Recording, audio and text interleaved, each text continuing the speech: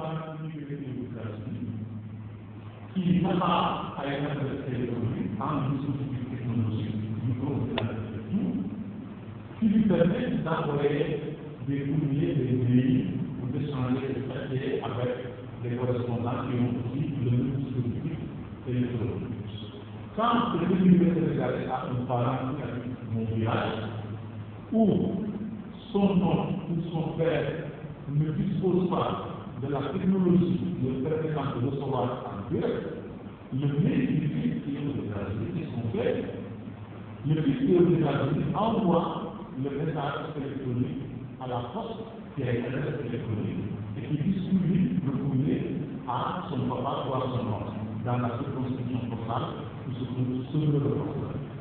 Alors, quand le bureau de poste reçoit le mail de ce communiqué des États-Unis avec toutes les indications d'adressage, le bureau va publier le mail, il va l'imprimer sous forme de papier, va le mettre sous enveloppe et va le distribuer en nom ou au père. Alors, ce message-là, parti des États-Unis sous forme électronique, est arrivé au mail du destinataire sous forme de papier, donc courrier hybride.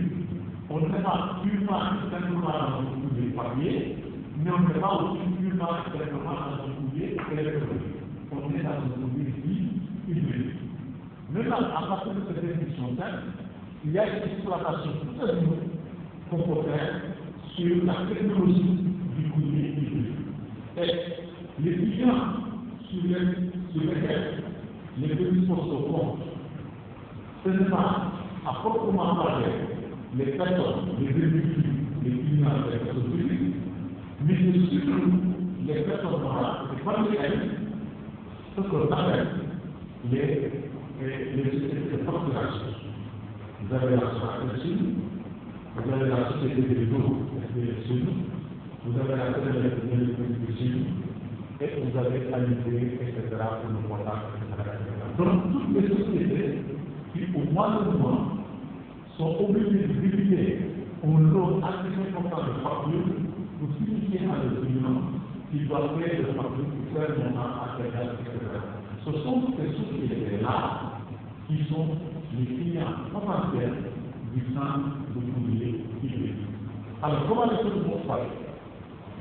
Quand la convention avec la zone pour dire on va traiter votre facturation vers le sous les règles financières suivantes, on s'accorde sur les prix, etc.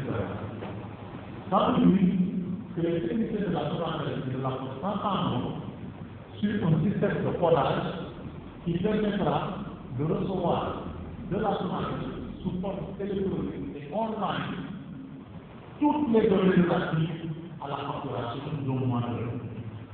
Et quand ces données électroniques vont arriver au centre de courrier online, elles vont être traitées online, éditées automatiquement, mises sous enveloppe automatiquement, dispatchées et mises sous paquet automatiquement.